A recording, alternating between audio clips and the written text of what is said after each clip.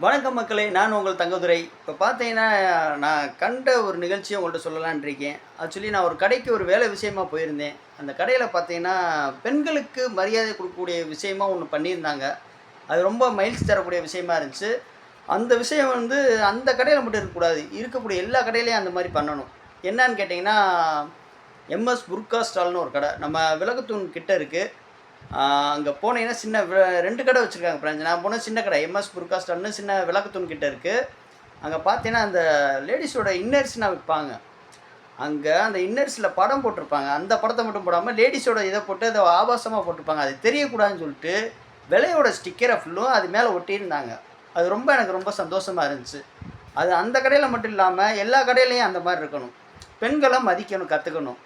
அவங்க படத்த போட்டு தான் அத விக்கணும்னு அவசியம் இல்ல. அதோ படத்த போட்டு மட்டுமே விக்கலாம். பொம்மைய போட்டு அசிங்கமா விக்கிறது, அதெல்லாம் மிகப்பெரிய தவறு. அதனால அவங்க கடைய பார்த்து மித்த எல்லாரும் கத்துக்கோங்க.